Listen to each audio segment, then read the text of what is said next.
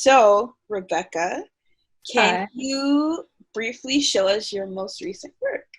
Yeah, sure. I'm not sure how amazingly it will come through this video quality, but you've caught me at a good time because I started a series. I'm going to stand up and sort of walk around my studio. I started a series this year, and I just finished sort of the first four paintings, which kind of can give you a sense of where I'm thinking this series is going to go. So, two of them are on this wall.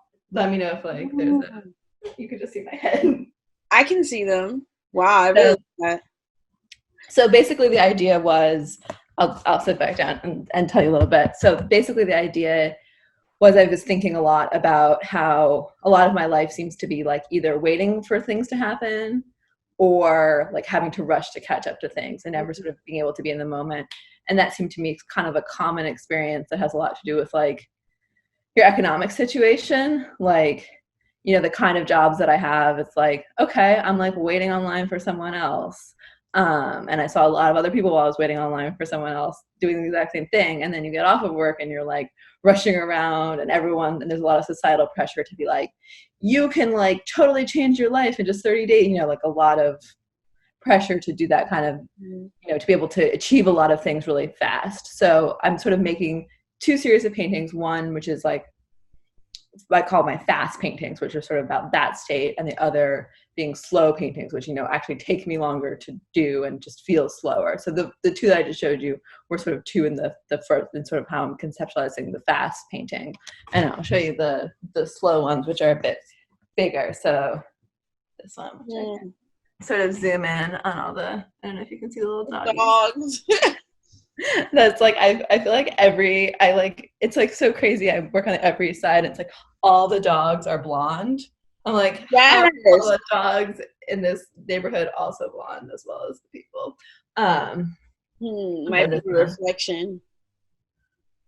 Oh wow. Um, So so what are that's the little marks in the front? What are they supposed to represent?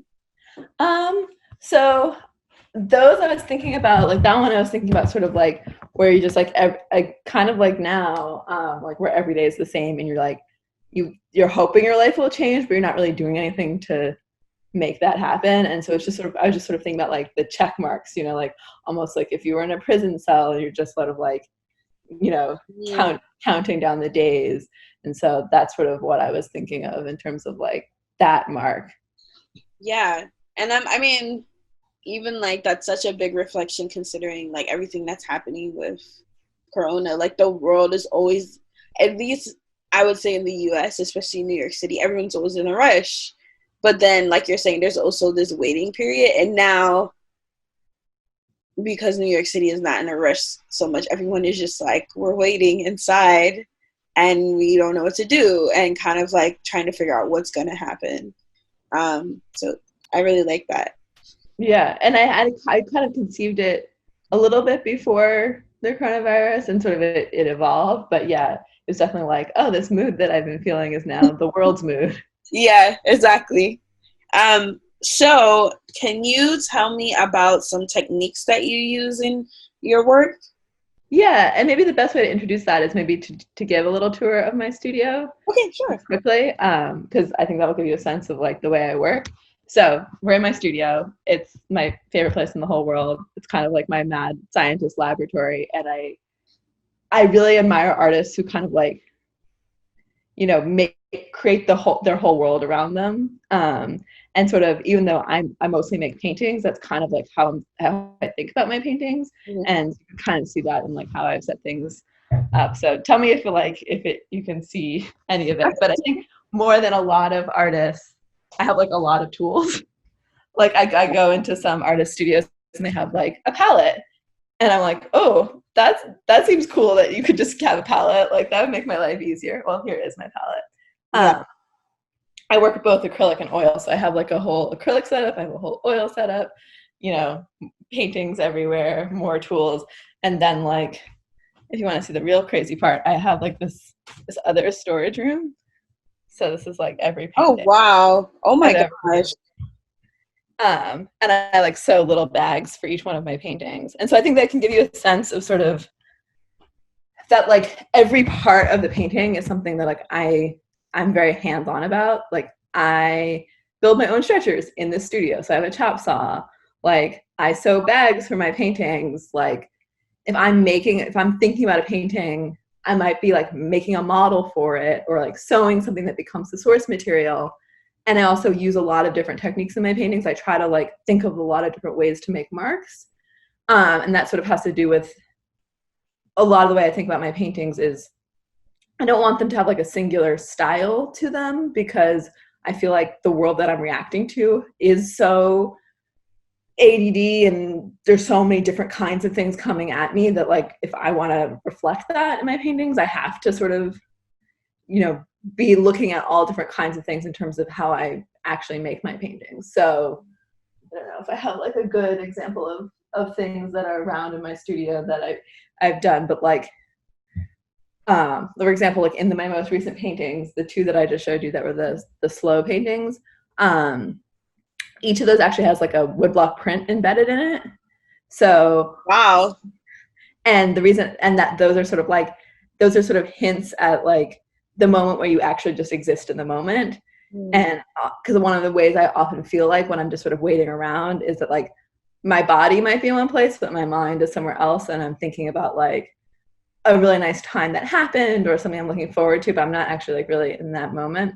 And so, for example, I've been interested in woodblocks for a while, so I like learned how to carve woodblock prints, and so I have like all my woodblock stuff here, and like I have a bunch of silk screens because I'm really interested in different printmaking methods into printmaking directly into my paintings, which is something I've done in the past, or just like I keep a lot of tools around. Like I have a sewing machine and a serger and a 3D printer and a large format printer because I never sort of know when you're gonna need them for whatever reason. Yeah, and it's kind of funny because it's like I'm not a sculptor, I'm not a mixed media artist. Like I don't really have those ideas, but I think that some of the best ideas that are happening right now are coming from those fields, and so it feels like in order to make the best paintings, I kind of have to look to those places, and those things also just sort of force me to think outside, force me to not be doing the same thing over and over again, to sort of give me a challenge, give me a curveball, something to react to. I think also is what, like when you said that you build your own stretchers and you sew your own bags that the paintings go into, there's something like very relatable about that, because it's labor, but it's also like an extension of the art piece itself too. So it's not just the painting and the process on the canvas, it's also the bag and the stretcher and the tools you're using to make sure everything is like fixed together. And if you do hand it over to someone, all of that is a part of the piece. And like that's a really pleasant thing to think about, because I often encounter people who are not so hands-on. Like they're hands-on in making the object, but the other stuff that comes with it, they're just like not thinking about in that way. So yeah, and I mean, I think part of it is because it's like a financial reality, but part of it's because it's what I love to do, and actually, it feels like I've been vindicated in this time, because like I'm really glad I make my own stretchers, because I'm continuing to make my own stretchers. Like I can keep going. I don't need the outside world in that way. Like I'm sort of self-sustaining in that way, which is nice. But I also really believe that when people look at work, they can tell if somebody's like labor has gone into it. And I sometimes feel like that's a way to get someone to pay attention to something. So even though I'm using all these other crazy techniques, it all kind of gets filtered through my hand. And it's really important to me that like I'm the one who does that, because I feel like the result is something that like has that aura, for lack of a better word, to it, that people can really tell that like somebody's like individuality is in it, and they've really like sort of like a concentrated love into this painting, and then hopefully that will get them to like stop and actually engage with it, which is always my goal. So the last question I wanted to ask you was, what is some advice that you have for younger artists? I know that's a very cliche question, but I think it's really important to kind of get an opinion from all different kinds of artists. Yeah. Well, I still think of myself as a younger artist, so I don't know, I don't have decades of wisdom, but sort of thinking back onto like when I first graduated from college, sort of what I wish I had known. I think I wish that a lot of times when I was doing something sort of differently from how other people were doing it, and they were saying like, you should do this way, that's how it's done. I wish I had sort of had the confidence to say like, okay, listen to them, take that advice into account, you know, don't totally discount it, but maybe the thing that you're doing that's different is actually sort of what will make your art different and special and unique, and actually like is a strength of your work. And you don't have to sort of feel like, oh, I have to sort of do things the way that they've been done before. And I mean that sort of both in like the actual way you're making your work, but also everything surrounding it. Like for example, everyone told me, don't have your studio in your apartment. You'll go crazy. It's a terrible idea. And I kept thinking, well, but that seems like something I really want to do. And finally I did it. And it was like, oh yeah, well, that's what works for me. You know, maybe it doesn't work for other people, but I should be following my instinct about like how I like to work. And then I think I would say maybe the other thing is that I wish I had known is like that everyone faces an incredible amount of rejection.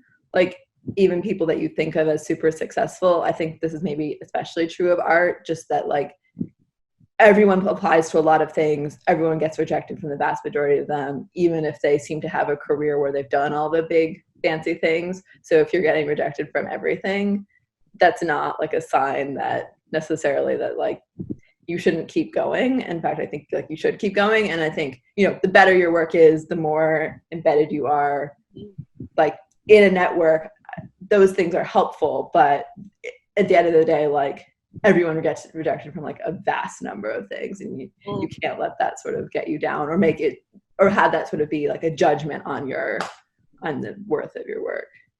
That's really great advice, actually. I feel like when, at least in my experience when I was in school and I was looking at like my professors who have like this, like they have like these accolades, and like I was looking at people who had just graduated and they have these accolades, and it's like that's a very small pool of people compared to everyone else who's also trying to kind of do things. So there's something important about accepting rejection and keep going through it and not. But I think even like those people that look like they are really succeeding, I'm sure there's like a couple people in the world who like someone has just offered them everything and they're so amazing. But you know, I've talked to like, for example, like super successful public artists who are like one out of every 100 proposals that I give gets accepted. Right. And that's how they've made their entire career, is off of public art. But still they have to apply to those 100 things. It's not like they're just getting everything that they're applying for, even at that level. Right. That makes perfect sense. Yeah. Well, thank you so much. Yeah. And it's fun to show around my studio, and it's sad that I can't be in the Triangle studios, but I know, yeah. I kind of miss going to Dumbo and having that really high, big rooms. I just like those were fabulous studios. But I feel lucky that I have a studio, and I feel lucky that I get to be part at least of like a virtual community of Dumbo Open Studios. So. Yeah, definitely.